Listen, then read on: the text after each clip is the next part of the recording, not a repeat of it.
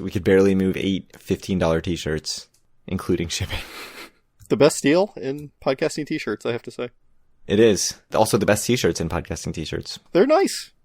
We did a good job with those. Too bad no one ever bought them. We should do a second round of t-shirts. I think that's the only lesson to be taken from this. We need to buy even more the second time. That was the real problem the first time.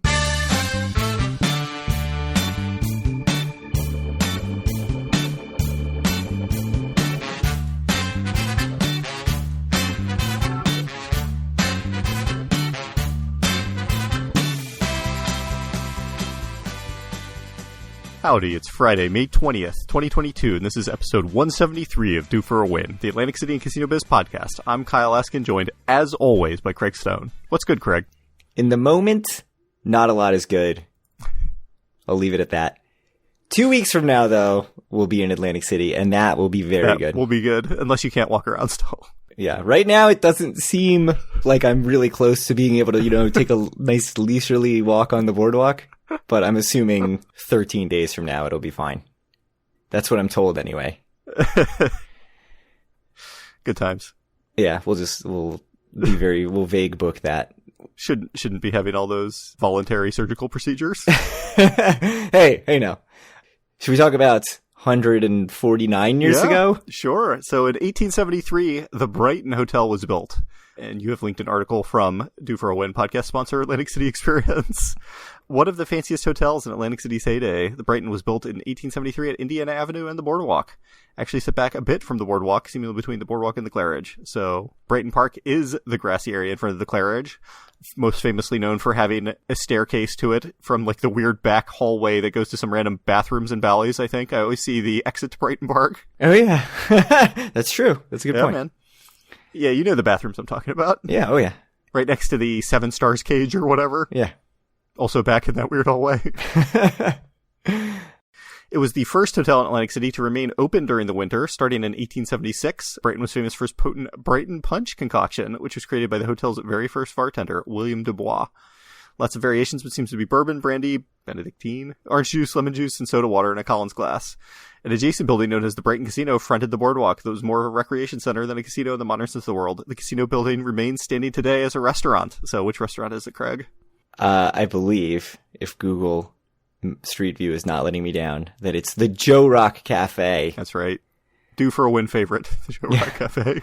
You read that at, I think, even faster than my speed. Which is nuts, but... I mean, this is literally like an entire page of our agenda. Yeah, well, hey, some of that stuff is actually quotes from the Atlantic City Experience. Some of it is my notes, so I just like my own credit, please. Yeah, certainly the Brighton Hotel, I have heard of it, so yeah. It was important. Any thoughts? I want to try that cocktail. I feel like I need to make it. Although when I looked it up, people were like, the version with the orange juice is not good. So, I don't know. There's a bunch of versions of it. I feel like... Sorry to cut in. I feel like cocktails with orange juice are good for like high school students, and that's it. There's a couple of cocktails that are like famous cocktails with orange juice, but it's very rare. When you don't like drinking, it's like, yeah, give me like a mimosa or give me like a screwdriver or something. Yeah. The problem with orange juice to me is that it actually doesn't really cut the flavor that much. Like orange juice is pretty mild. So then you just get like, oh, you made a screwdriver. Congratulations. You have like a whole cup of mostly vodka tasting. Slightly orange juice flavor. So yeah, I don't think orange juice typically makes a very good cocktail ingredient, but now everyone will flood the comments with their favorite orange juice cocktails. It's like so overpowering, I feel like. The orange juice, I think it's not overpowering enough. Oh, really? Certainly less than like a lemon juice or lime juice. Like that really, you taste that a lot. So if you're going for a citrus cocktail, but I guess this is more of like a punch. So they're trying to get more fruit flavor. Yeah. And if you search Brighton Punch, there's all sorts of postcards of the Brighton Hotel advertising the Brighton Punch. So it's worth surely doing that. Somewhere in Atlantic City still sells a Brighton Punch. Ooh, I should look that up. Yeah. Maybe the View Bar at the Claridge, which is a Due for a Win favorite. Will not be returned. I think my brother loved it, and that's his favorite part. I think that actually made him quit going to Atlantic City. That was when he was like, this isn't for me anymore. Yeah. So what happened in 1973? The famous 500 Club burned down in an electrical fire in June of 1973. It was one of Atlantic City's most famous clubs, most known for featuring Frank Sinatra very, very regularly. Also featured Sammy Davis Jr., Dean Martin, Jerry Lewis, and more. Opened in the 1930s by Phil Barr, but bought in 1942 by Paul Skinny D'Amato. You'll be shocked to know that Skinny D'Amato was thought to have mob ties. In Atlantic City? Yeah, a guy Wow. named Skinny D'Amato, yeah. Wow. And he began attracting bigger acts. Frank Sinatra in the 40s, I guess his career was at a bit of a lull, and he used the 500 Club to sort of resurrect his career. He went a lot. Was it? I would think it was be like the beginning of his career, but I don't know. Like, when did he start? I think in the 30s, maybe even the late 20s. Wow. But yeah, I know that he definitely had sort of a period where he was out of favor, and he was very bitter about that, I think, is my understanding. 30s, 1935 is when he started. Okay. So then in the book Boardwalk of Dreams, Bryant Simon writes that when Sinatra was performing at the 500 Club in the late 50s, the Marquis simply said, "He's back." And everyone in town knew what that meant. So that's kind of cool. Very Atlantic City, classic Atlantic City. You'll be happy to know that currently at the site of the 500 Club is the Trump Plaza parking garage. Oh, yes.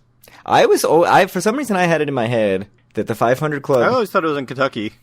was like way further north and further out from the beach, but I guess Yeah, not. I thought it was basically in Kentucky with all those other clubs, but Guess not. I'm not sure. So that's the look back at history. What about the future and our trip? What has changed? The future of Atlantic City is our trip. Hey, we've got 6 of us going. Yeah. I said last episode, Paul probably not going. Now he's in. And he's picking me up from the train station in Philadelphia. Nice. So what time are you getting to Philadelphia? 10:50. Mm-hmm. So probably get to Atlantic City, I don't know.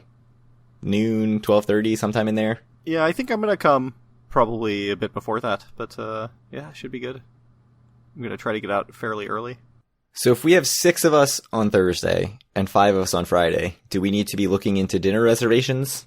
Or is that not how you roll? We can. I guess the real question is, do we want to go to, like, Docks? Or, I don't know, I feel like we could probably get into Doherty's without much trouble. Yeah, I think going to Doherty's makes a lot of sense. Like, I feel like it's not as nice as Docks, but it's, like, not that much of a downgrade, and it's, like, 1/5 the price at happy hour or something, probably. Yeah. If not less. The Doherty's happy hour is pretty awesome. Yeah, it's bonkers. And then we can always just go get, like, late night. And by late night, I mean giant ice cream sandwich, in case that's... Oh, my goodness, so good. We have 4 rooms at Ocean on Thursday night. And we have 1 room at Resorts both nights. And then we only have 1 of those 4 rooms both nights at Ocean. And then we have 1 room at Resorts Friday night. So if that's not confusing enough. We can fit everyone easily at Ocean. But anyone who opts to stay at Resorts Thursday night doesn't have to switch rooms. So what do you value more? And I feel like you're the wrong person to ask this. Yeah, I don't care in the least about staying with anyone else, so... Do you care about switching rooms even, though? No, like I also don't care about switching rooms, so... Yeah, so I was talking to our friends about this, and... I would value staying by myself, though, in a room, more than, either of those things. Yeah, so I'm getting a lot of different answers. I mean, 2 different answers, really. Paul said, I would 100% want to avoid switching rooms. He's not staying both nights, so it doesn't matter. So he was saying he doesn't understand why people would not be jumping at the Resorts room to avoid switching rooms. When I went to, and you can feel bad about our friend Andy who's coming on the trip because he had to deal with me in this, and my other friend Greg who you've met before. When we went to Hong Kong and Macau, I basically forced us to switch rooms all 6 nights we were there. So Wow. we stayed in 6 different places. That's amazing. Yeah. I don't think that bothers Andy so much. I think he was would have preferred perhaps slightly less switching. Like but 3 rooms instead of 6 rooms? Right. Yeah. It didn't bother him so much, certainly. I love it. I can't get enough of it. But Andy was very much prioritizing everyone in the same place. Uh-huh. So I was confused as to what people would want. And so I don't know. I don't know what people will pick. Because we could cancel the Thursday night at Resorts. You need to tell me, and I can call and cancel it. I'm happy to cancel a night, because 1, it saves me $35 or whatever, and 2, it's a day I'm not expected to gamble somewhere, which is also not a bad thing. But if somebody wants that room, like, I'm happy to keep it. Yeah. It's a question of if anybody really, really doesn't want to switch rooms. Mm-hmm. Or really wants their own room, because that's the other thing, because if we have that extra room, then, like, basically Right. everybody can have their own room, except, Paul and I can share a room. I mean, if only there was a way that we could communicate with people. We can't. It's weird. It's weird that in this age of technology, there's no way to actually talk to your friends. All right. So, still undecided. Certainly by the time we have our next podcast, we will have a resolution to this, I hope. Yes. Because we are recording before we go, right? I think so. All right. So right now we have one uncomped room out of all these rooms, and it's at resorts. It's $370 after all taxes and fees. Mm-hmm. But you know me, and I'm still checking the room rates all the time. I found a cheaper room. It's at the Irish Pub. Yes! Here are some options versus resorts at $370. These are all hypothetical because they're not actually, the case yet. Well, let's start with Irish Pub. Should we just have a room at Irish Pub instead of this second room at resorts? I mean, it's hard for me to say because I'm planning on staying in my room at Ocean, but... I would totally stay at Irish Pub, but I would stay at Irish Pub. Like, I wouldn't mind staying by myself at Irish Pub. Honestly. Yeah, I don't want to share a room at Irish Pub. I don't want to stay in a room with a shared bathroom, though, which is, I think, like most of the rooms at Irish Pub. Like, you can get your own room, but then... It costs a lot more. It costs like $100 instead of $40 or whatever, so... It's a big difference. Yeah. So what about these other options? If we can get a room at Caesars, comped both nights, do we bail on the resort's paid room? Yeah. You think so? I would have said no, because it's too far down the boardwalk. Oh, really? I think it'd be a no-brainer, but... Really? Interesting. Because then you're so freaking far from everybody else at Ocean. I mean, last time we went, you stayed in Trop, and I stayed in Ocean, right? That's true. What if it's in the Forum Tower? We know about the problems of the Forum Tower, but... As long as it's not me staying in the Forum Tower. I've got a condition. I've got a medical condition now diagnosed that I can't stay at the Forum Tower for specific reasons. Yeah. I think I cut that talk out of the podcast, that episode. Anyways. This, I think, so if Caesars is a no-brainer, then this is an obvious no-brainer. Yeah. Hard Rock, if it goes comped both nights, which right now I'm getting comped Thursday, $3.99 on Friday. So it seems very unlikely that it's going to go from $3.99 to comped. It does seem unlikely. And then one more. What if Friday night at Showboat is cheaper than our Friday night at resorts? I feel like you would love to stay at Showboat, right? Not love. I'd be interested in checking it out. I don't know if I'd do it if just Friday is cheaper. I think if both nights at Showboat were cheaper than the one night at resorts, then I'd have to seriously consider it. And I think it's close now. It's definitely closer to Ocean, for what that's worth. That's I know true. if you say people value that. The thing that I like about resorts is that it's right by the Orange Loop. Mm-hmm. So if I want to go grab some Cuzzy's Pizza, and if I want to go to Tennessee Beret, Avenue Beer Hall, Beret would not be a bad shout for jambalaya in you. Yeah, for a group of six. My spicy jambalaya was so good. That wouldn't be a bad place to go. One of the nights. Yeah, keep that in mind. Beret is good. Like I said, we were there literally 1 year ago. Right now, probably.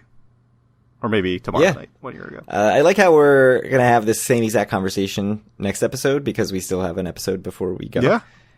Well. Quick question. Are we trying to do any activities? What do you think? The Seed? Little Water? Sure, we could go out there. That's fine. I mean, am I trying to do them? No. Would I, if everyone wants to go, would I go? Probably. How much in this trip are you thinking about the fact that we have some friends going who don't go that often and you need to show them a good time, show them the best of Atlantic City? I think that I will be even more interested than usual, and I think people know that I am always fairly interested in getting out of the casinos and kind of showing people around the city, and that's, I feel like, a lot of what I want to do on this podcast. So I think that there's going to be even more of an emphasis of kind of trying to show off the best of Atlantic City, and by the best of Atlantic City, I of course mean Piccalilli. Yes. So what else is on that list? Is there anything else that you're like, we need to make sure we do this? Either a specific place or like a category of something, you know, like we have to go to a dive bar. Yeah, I think we have to do Piccalilli. Really? Right? Specifically Piccalilli? We need to get some wings and some beers at Piccalilli. Yeah. I feel like this is non-negotiable. That's something that we've never done with more than just the two of us, right? Maybe we had 3 once. Yeah, I think we've had 3 there. I think rolling up to Piccalilli with 6 people, like that's the way to do it. Yeah. Like the time we saw those dudes in Leeds shirts. They Yes. were doing it right. They were doing it right. I wouldn't wear a white soccer jersey to Piccolo Lake because I just am a 4-year-old and make a mess of myself. But that's Right. a personal problem. Wear the soccer jersey of a team about to be relegated. Ah, damn it. Other things, there's carts That brand new, right? Opening tomorrow. opening tomorrow, May At 21st, the at Lucky the Lucky Snake? Snake. Yeah. So the weird thing. They're custom built Italian carts or whatever it said in the email they sent me. Oh, I didn't get that email, but Amazing. my brother pointed out, because I sent him the video that they put up on Facebook, they're 2-person carts, which I don't understand how that works. They're 2 carts with each side has a steering wheel. Wait, what? So like, what's going on there? His comment was that it seems unsafe because you're going to have like one person driving and the other person like, woo, with their arms out of the cart or whatever. That seems like a bad idea. So I don't know. I'm sure there's a bunch of rules and stuff. So he wasn't impressed. So is he saying we should go to the Steel Pier karting instead? No. I mean, it still looks like a cool course. So that's opening tomorrow. So that'll be open by the time we get there. The other thing that's open is a new mini golf course called North Beach Mini Golf. I've seen a picture and like one of the golf courses or holes has a like craps felt on it. It looks like. I love it. Yeah, it's good. So it's up at Euclid Avenue and the boardwalk. It's way up around where it curves past Ocean in the inlet. I'll link to that place. It looks cool. My Holden, my son, just really loves golf for some reason. He's played mini golf like twice in his life. And anytime I ask him if he wants me to sign him up for any kind of sport, like, hey, do you want to do soccer? No, golf. So he needs to go to this. Uh-huh. The funny thing is, I was going to take the kids down to Maryland last weekend. And then half the family got COVID. Right. The Maryland family. So I was like, okay, do I still bring them and see the grandparents who didn't have COVID? Or I had Ocean comped Friday night. I was like, maybe I should take them to Ocean. Yeah. And I had this whole kid trip planned to Atlantic City because I've never taken the kids to Atlantic City. Yeah, I can't believe you still haven't done that. Episode 81 of the podcast, if you're looking for tips. When I took the kids to Atlantic City. Yes, so that episode, I believe, is called Atlantic City with Kids. It was great. My family absolutely loved it. Like, your family would also absolutely love it. Oh, yeah, no, my kids would love it. I was thinking, like, Lucky Snake, the pool at Ocean, the, like, indoor-outdoor pool at Ocean, the observation wheel, as we called the low roller, the aquarium, which you did. I think the aquarium's closed for a while. Oh, I think is it's it? being refurbished. So, not the aquarium. Mini golf. Yeah, all that stuff. It would have been great. Yeah. There's another mini golf, like, farther down the boardwalk, right? Out in front of, like, near Caesars. Right in front of the front of boardwalk hall. Trump I don't know. Is that still there? Plaza. I think. I mean, the course is there. I don't know if it's ever open, but we have not been during high season yet this year, so we'll see. So all those activities. Yeah. Basically, Atlantic City, kid-friendly, so kid-friendly. Yeah. It is kind of kid-friendly. It has the beach. It is. It has the Steel Pier. It has the Steel Pier. We went to the Steel Pier. Yeah. Not kid-friendly. Another thing opening. The Carousel Bar at Bally's, replacing what was called the L Bar. Yeah. I saw that they're doing, like, some soft opening of the new Bally's or something this weekend, or next weekend, or something like that. Have you seen anything about that? Well, I saw that Gail in the Everything AC Casinos Facebook group posted that they had a soft opening of this new Carousel Bar. I see. And she posted a picture of the cocktail menu, which is perfect because that's all I wanted to see. The cocktails were quite out there. Well, some of them, they have some like classic things, like an old-fashioned Manhattan, a Negroni. All those are good cocktails. They have a draft cocktail on tap, called the Lucky Nucky. It is with Rieger's small batch whiskey, Amaro d'Etna, which I've never heard of, salted peanut, root beer, and saltwater taffy. That sounds absolutely horrible. It sounds like literal garbage. Uh-huh. You have to try it, though. I feel like I'd have to try it, and it makes me real nervous. I mean, like, if anyone's going to like it, it's going to be you, because you love just, like, sugary disasters. Probably. The salty in with that sounds so weird. I mean, it's probably great. I don't know. They have a funnel cake espresso martini. They have something called the merry-go-round that's a fruity vodka drink with a cotton candy swirl. I don't quite know what that means, because cotton candy would just, melt in the drink. And then they have, like I said, some, the classics. Are you and Paul going to go? It's at Bally's. Like, are we going to end up over there? Maybe. When does the yard open? That's what I want to know. Probably not by the time we're going.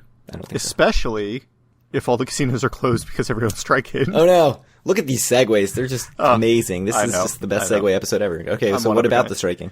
It sounds like there still is no agreement between the casinos and the union on new contracts, and there is a threat of a strike on May 31st when Excuse me.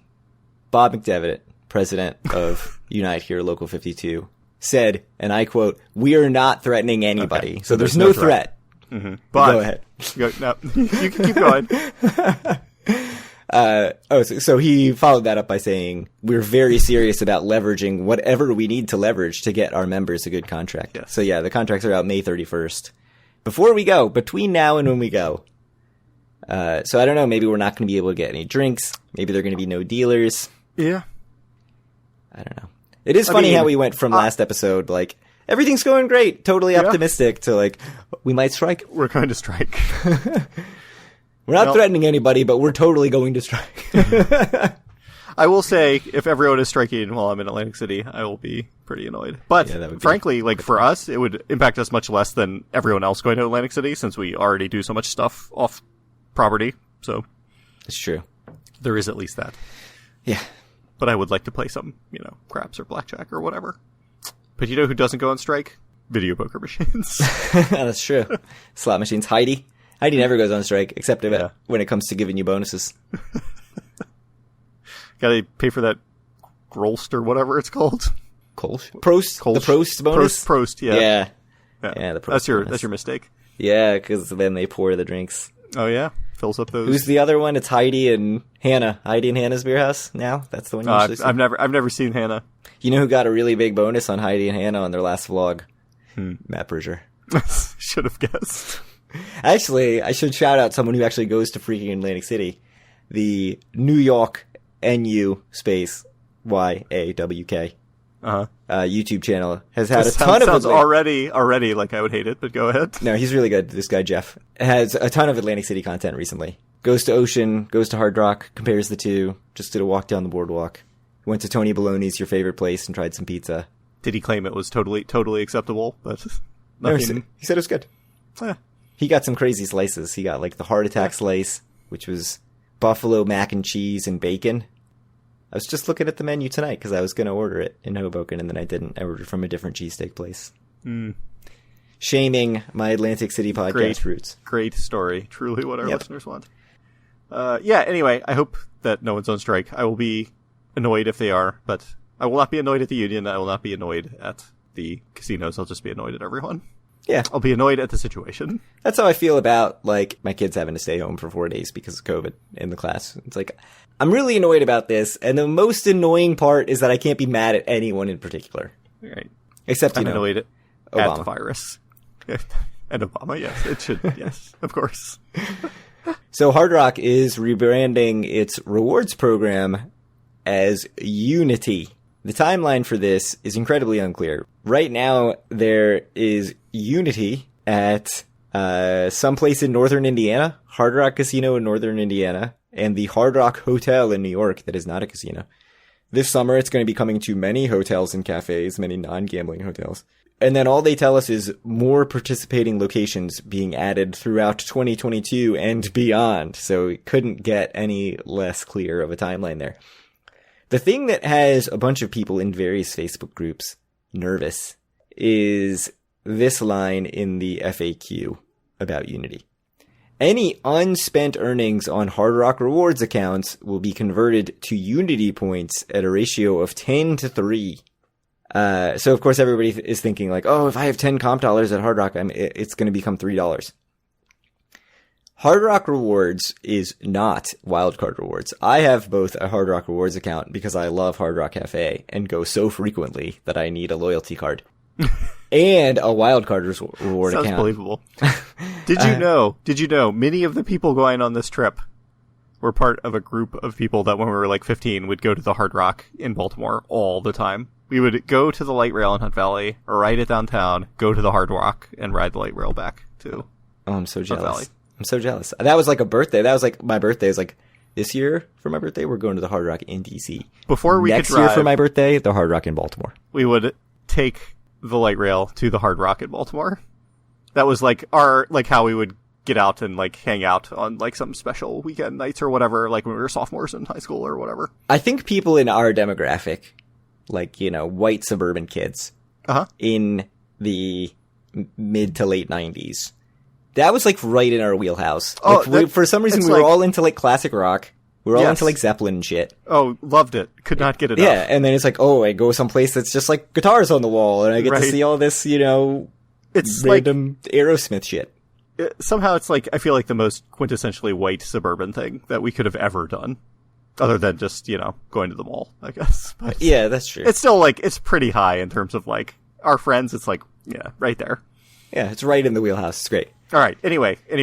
So my understanding, my understanding is that this 10-3 thing is only going to be your Hard Rock Awards, but, you know, now that I say that, I'm sure everybody's comp dollars will get cut in. I mean, it wouldn't be the first time it's happened in Atlantic City. No, not at all. So that's all the news. Well, except for April data. April data? It was good? Yeah, it was above pre-pandemic 2019 brick and mortar numbers. It is the highest ever since 2012, I think, on our spreadsheet. That's good. The highest since 2012. We have to qualify 5 Saturday a month. Yep, 5 Fridays, 5 Saturdays. So there's that. The 2019, which is the big comparison, was 4 Saturdays. 2021, 4 Saturdays. It was up 24% from 2021. It was up 13% from 2019. Obviously, there was no 2020 data in April. Everyone's up big year over year. Up infinity percent. Everyone's up, except for Golden Nugget, month over month. Borgata, first place, 61.6 million. Way, way, way ahead of second place Hard Rock at 40.6 million, who is way, way, way ahead of third place Ocean with 26.2 million. And then everybody else is like in this pack. I say everybody else. I feel like I do this every time. It's like there's only 9 casinos. There's not it's 3, 3, and 3. There's like no, it's not this big group in a cluster. Yeah. So then, you know, Caesars, Harrah's, Tropicana are right behind them in the 20s. And then under 20, you have to go all the way down to under 15, where Golden Nugget's in last place at 12.3 million, Resorts at 14.3, and Bally's at 14.4. So to me, this seemed like, as good as it looked because of the 5 Saturdays, it seemed sort of like more of the same. Up 24% year over year, like that's better than just an extra Saturday. Mm-hmm. But is 13% from 2019, is that better than just an extra Saturday? Maybe a little bit. It's probably pretty close. Yeah. I think it's a little bit better than just an extra Saturday. But yeah, you heard it here first. Not too far off. Way better. The best month in the history of Atlantic City Casino. It's a good month. I have to say, the couple of things that stand out to me, one is, and this is something I think I talked about a little bit last month, like, I think the turnaround story in 2022 is going to be Bally's. It seems like they're doing well. It seems like they're kind of firing on all cylinders. It seems like they're actually putting money into the property and like at least trying to make it to be an appealing place to go. So like they continue to be doing fairly well compared to where they were. But you know, these things are a slow growth or whatever. Gold Nuggets month wasn't very good, but it's Gold Nugget, so. Yeah, Bally's is interesting. I mean, we talked about the new bar. Mm-hmm. We talked about the yard. Like, they've got stuff that makes me want to go there. And when they first took it over, that is not how I felt about that property. Like, we went in and I did not get the warm fuzzies about anything that they were doing there. And now it's like, no, I want to check this stuff out. So that's good. It's good for them. Caesars having a $20.0 million month. It's pretty bad, but Caesars is just not doing well, I think, so. I mean, and Caesars is the opposite, right? Like, I mean, they have Wild Wild West now, which makes that 20 million even worse, really. Mm-hmm. But the Caesars property itself, it just feels so stale, and I feel like we've been saying that for years. Just not much is changing there. I mean, they're updating the Centurion rooms, but I don't really feel any reason to go out of my way to go there. Like, what is a new restaurant that's worth going to there? Like, what bar do I want to go to there? Like, well, they're making a whole bunch of new restaurants at Tropicana, the El Dorado, but yeah, I'm not super familiar with what, if anything, is really happening at Caesars. We keep talking about stuff going into the Dusk nightclub space. Do you remember what that is? Some Hell's Kitchen, right? Yeah, Hell's Kitchen is going into the Dusk space. Well, thumbs up to Bally's, I think. Thumbs down to Caesars and Gold Nugget at some level, but Gold Nugget is just doing Gold Nugget things, so. Yeah. Hard Rock and Borg, though, just cutting themselves apart from the rest of the pack. Borg's 2021 was absolutely horrific. I think that was just like an outlier of a month. So I'm not, But, I mean, even there's 61, there are more than 20 million ahead of second place. Sure, but it's been this way for That's forever, right? It used to be actually bigger than this because there didn't used to really be a competitive second place at all. Yeah, well, it used to be Harris. For a long time, it was Harris when we were looking at... And they were like at 30 million or whatever. Yeah, right? Borg would almost double what... No, it would over double it. What Harris would earn. Usually, yeah. Crazy stuff. Hard Rock, though, I don't know. Got to make some better decisions. Make some more player-friendly decisions. I don't know about this 10-3. Yeah. Damn it, get your hands off of all my Hard Rock rewards. I need Unity on my Unity point conversion from my Hard Rock awards. Exactly. 1-to-1 is all I'll accept. All right. Well, anyway, thank you guys very much for listening. If you want to reach out to us, you can do so at our Facebook group at facebook.com/group/DoForAWin. Find all of our great content and buy a shirt at DoForAWin.com. Reach out to Craig on Twitter at DoForAWin or me at Kyle Askin and send Craig some questions via email to DoForAWin@gmail.com, and we will absolutely read them on air. Right, Craig? 100%. How's our inbox going? There's nothing in there. All right. Well, except the resort fee data that I haven't updated. Good job. It's a pain. All right. Boardwalk Empire. What happened? What even did happen? I mean, we find out that it's been 6 years since the season 4 finale. They specifically say 6 years. Nucky's back in the United States. He's hanging out with Joe Kennedy. We find out for sure that Meyer and Lucky are the ones that are trying to have Nucky killed. Indeed. They're doing some scheming. Eli's son is trying to be a U.S. prosecutor. I don't know, I feel like that's going to be important. Yeah, probably. Mueller and Eli are working for Al. Eli smells like pee. Eli does smell like pee. Yes. It's going very poorly for Mueller and Eli. It seems like everything's kind of setting up for, like, the Chicago gang to be the central figures almost of this season. There's an undercover federal agent in with Al Capone's team. We get our first glimpse of Elliot Ness. Like, all this is setting up for, like, is this the Nucky show or is it the Al Capone show? And then otherwise, we get more flashbacks. We find out Nucky's dad sold some land to the Commodore at some bargain basement prices. Indeed. We see Jillian in some sort of freaky women's prison / psych ward thing. That was a little weird. I don't fully understand what's going on, but... I don't think we saw Chalky at all. No Chalky. And I think that's it.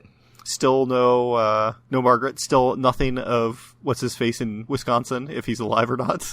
Yeah, we got further confirmation that AR is dead. Indeed. Did say he was dead. We got to find out again how terrifying Nucky's Cuban bodyguard is. Oh yeah, that's true. So I do wonder if we're setting up for, like, Nucky to team up with Al in some way to go against Meyer and Lucky and this new Sicilian boss guy that's now, like, the super chief head honcho. Well... who doesn't know that Meyer and Lucky are trying to kill him. I will say, in real life, yeah, Meyer and Lucky kill him, I think. And Nucky teams up with them, so I suspect that's going to happen. Okay. But, yeah. Spoilers, damn it. Yeah. Historical spoilers. Real life spoilers. Yes, Lucky is the boss of bosses, I think, in real life, so... The feeling that I can't shake, and I know that this is not true, I know that in real life, Nucky goes to jail. Mm-hmm. The feeling I can't shake is that he's going to get killed. Oh, really? In the show. It just seems like it would be so in the mode of this show to end with him dying. But who knows? Yeah. It would probably be something totally weird, like Jillian busts out of her psych ward and kills him or something. For reasons. Yeah, just for, like, no reason at all. Hashtag reasons. Yeah. Seems perfect. Yeah, who knows? Any other thoughts on this episode? Not really. It was good. I enjoyed watching it. I don't remember. It was a while ago that I watched it, but it was good. I enjoyed it. I like how Eli and Mueller, to pay their debt to Al, steal from Al, another, basically. Yes, correct. I don't know about the mob accounting, but I feel like they would connect these dots pretty quick. But I don't know if you could tell, but they were playing up in the episode how bad the mob accounting is, so it seems like they may not know. Literally, like, just swimming in money on the table. Like yes. Scrooge McDuck, yeah. Which is how I want to live my life, so I can't really begrudge the situation there. Al's really enjoying all his fame. Indeed. As always playing up how, like, weird and, like, unpleasant Al is in every episode. Yeah. He's very unpleasant character. I don't know what happened. He's got, like, Wolverine slashed his face or something. It was, like, schnicked, and, yeah, just got him right across the face. He's got 3 huge scars. I'm assuming we'll find out what's going on with that at some point, but... Yep. I assume we'll find out at some point about Chalky, find out about Wisconsin. It'd be fun if we just, like, never saw Chalky again. I suspect that's not going to happen, yeah. We'll probably see Margaret some more. Yeah, so. I think there's a very good chance we never see Harrow again, because I think he's dead. Maybe. You're still going to think that Harrow's alive until credits roll on the finale. And they go like Star Wars and Happy Gilmore, and they show Harrow like in the clouds. And then you're like, oh, he was dead. Probably. Yeah. All right. Well, thank you guys very much for listening. We'll try to probably get an episode out early in the week after Memorial Day, I guess. Although we'd have to like record Memorial Day. So we'll see. For you to have any chance to post it. If we recorded Tuesday, I think I could make that happen. All right. Well, thank you guys very much for listening, and we'll talk to you soon.